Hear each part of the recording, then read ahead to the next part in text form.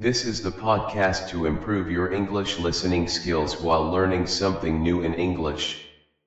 Every episode, we bring you interesting topics in simple and clear English, so you can listen, learn, and grow. So, sit back, relax, and let's get started. All right, so today we're diving into something pretty fascinating. Sukaduka.pdf. Right off the bat, Sukaduka. Those two words together kind of give us a hint about what we're going to uncover here. That mix of happiness and maybe a little bit of sadness surrounding Hari Raya Idul Fitri for Muslims. Yeah, and I think what's interesting is how this document doesn't shy away from that duality. You know, it's not all just sunshine and roses, and I think that makes for a much more insightful discussion. Absolutely. So let's start with the Sukha side of things, the joy. The document really emphasizes the happiness that comes from successfully completing Ramadan, that feeling of accomplishment after a period of dedication and discipline. Right. It's not just about abstaining from food and drink. It's about the patience and sincerity involved, the inner reflection. It's a spiritual achievement, and that definitely brings a sense of joy at the end of it all. And then there's that beautiful emphasis on connection, families coming together, strengthening bonds, and that really powerful act of mutual forgiveness. It's like actively working to heal relationships and celebrate together. Yeah, that sense of community is so important. It reinforces that feeling of belonging, and that act of seeking and granting forgiveness is all about renewal, moving forward together. I love how the document even describes the sensory aspects of the celebration. The special foods, the new clothes, the sound of the takbir filling the air really brings the experience to life. It's about creating this immersive atmosphere, right? The aromas, the sights, the sounds, all working together to heighten the feeling of joy and that shared experience. But then comes the dukkha, the sorrow. And this is where the document gets really interesting, because it acknowledges that this celebration isn't pure happiness for everyone. Yeah. There's that sense of missing Ramadan, that month of deep spiritual connection.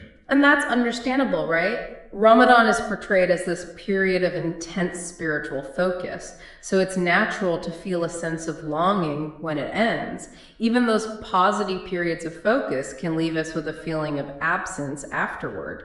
And then there's the reality that not everyone can be with family during this time. Distance work commitments, or even the loss of loved ones, can lead to feelings of isolation when togetherness is so central to the celebration. Yeah, it highlights the fact that everyone's experience is different. Even though Idul Fitri is a collective celebration, individual circumstances can make it a very different experience for different people. And that awareness adds another layer to our understanding. And then there's that very real point that not everyone shares the same level of happiness during this time, particularly those who are less fortunate. That really brings in the element of empathy and social responsibility. And that's an important aspect of the dukkha. It prevents the celebration from being solely about personal joy. The awareness of other struggles encourages compassion and generosity, which are core tenets of the faith. Recognizing sorrow can lead to positive action. So ultimately, the document describes Idul Fitri as a perpaduan, this coming together of gratitude and emotion, happiness and sincerity. It's a blend, not one without the other. Exactly. It's the intertwining of those emotions that gives Idul Fitri its depth. It's about embracing the full spectrum of feelings, not just the joyful ones, that makes the experience so much richer. And it seems like the key message here is that this duality, this sukha dukkha, serves as a powerful reminder to share with others and to strengthen our sense of compassion. Recognizing our own blessings can inspire us to support those in need. Right. It really makes you think about how we can hold space for these contrasting emotions in our own lives. not just during celebrations, but during challenging times too.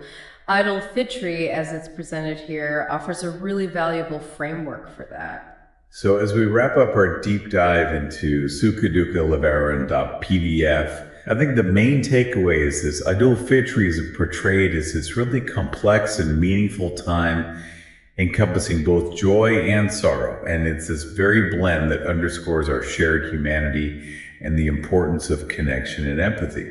Yeah, and what I find particularly insightful is how this specific cultural celebration really sheds light on a much broader human experience, that even in moments of joy, there can be an underlying sadness. And acknowledging that duality can help us foster a deeper understanding and connection with those around us. It really makes you think, doesn't it? Yeah. About the celebrations in your own life. Are there similar hidden dualities at play that might offer a more nuanced understanding of your own experiences and the experiences of others? Yeah. That's something to ponder. Thanks for joining us for this deep dive. Thank you. We'll see you next time. See us.